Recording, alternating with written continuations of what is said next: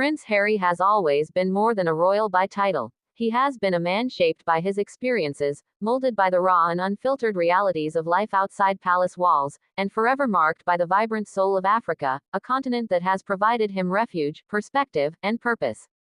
Now, following the turbulence of the Sentebale scandal that shook his charitable reputation, the Duke of Sussex stands at a crossroads between public perception and personal mission, with new revelations hinting at ambitious future plans that may redefine both his legacy and his relationship with the people he seeks to serve. This powerful and emotionally charged report dives into his motivations, the legacy he hopes to build, and the challenges ahead, keeping you hooked from start to finish. Subscribe, like, share, and comment to join the conversation on the future of the Duke of Sussex's philanthropic journey. The whispers from close associates, combined with subtle signals from Harry's own public appearances, paint the picture of a man not retreating from his cause but doubling down on it, determined to channel his passion into a renewed and more transparent philanthropic era.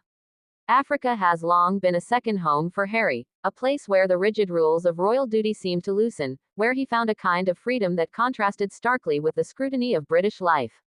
It was here, under the expansive African skies, that he first began meaningful charitable work, notably with Sentebale, the organization he co-founded to help children affected by HIV/AIDS.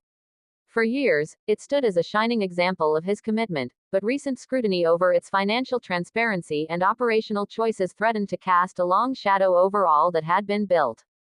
Critics argued that the controversies could weaken donor trust and hamper the charity's mission, while supporters insisted that the core purpose remained untouched by administrative mishaps. Harry, for his part, has stayed measured yet passionate, appearing neither defensive nor detached, but quietly signaling that Africa will remain central to his future endeavors. Sources close to him describe a deeply personal process of reflection over the last months, one in which he has reassessed not just his role but also the structural approach of his projects. The emerging plan is said to be both bold and adaptive, focusing on grassroots partnerships that sidestep bureaucratic pitfalls and directly empower local communities. This shift in strategy reflects lessons learned from the Sentebale chapter, lessons about accountability, cultural sensitivity, and the delicate balance between foreign support and local leadership. There is talk of Harry embracing smaller, more targeted projects in rural health, wildlife conservation, and education, working alongside established African NGOs rather than imposing a Western model of aid.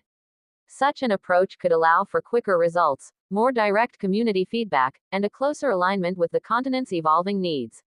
In private conversations, Harry has reportedly expressed frustration at the way African stories are often told through a lens of deficit rather than potential, and he intends to use his platform to challenge that narrative. This vision is not without obstacles. The Sentebale controversy, though not fully defining his charitable career, has made the road ahead more complicated. Skeptics will watch closely for signs of whether his renewed mission is genuine transformation or image rehabilitation. Furthermore, Africa's vast political, cultural, and economic diversity means that success in one region may not translate easily to another. Building trust will take time, especially in communities that have seen foreign aid come and go without lasting change. And yet, this is precisely the kind of challenge that seems to ignite Harry's determination. Observers note that Africa's significance to Harry extends beyond charity, it is tied to some of his most formative personal moments. It was in Botswana where he found solace after the death of his mother, Princess Diana, and where he later introduced Meghan Markle in the early days of their relationship. It is also a place where his passion for conservation, particularly anti-poaching efforts, has been most vividly expressed. This deeply personal connection fuels not just his public statements but also his quiet, behind-the-scenes work.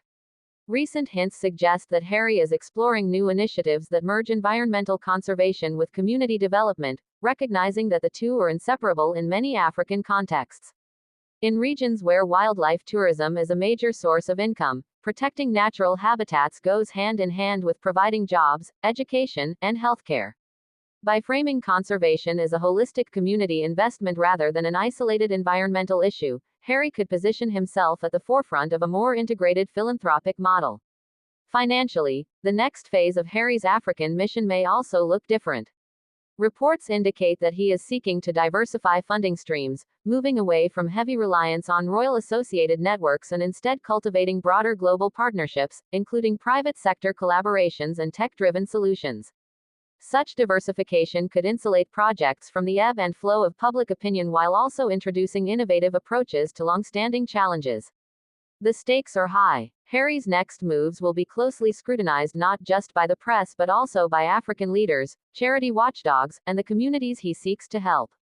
Every step will require navigating the delicate interplay between visibility and humility, influence and collaboration. If he succeeds, his African work could become a defining feature of his life's mission, a legacy that stands independently of his royal identity. If he falters, critics may see the Sentebale scandal as a cautionary tale about the pitfalls of celebrity-led philanthropy. For now, the signs point toward a Harry who is not retreating but recalibrating. His recent trips, private meetings with African stakeholders, and carefully chosen public words all suggest a man who remains deeply committed to the continent's future.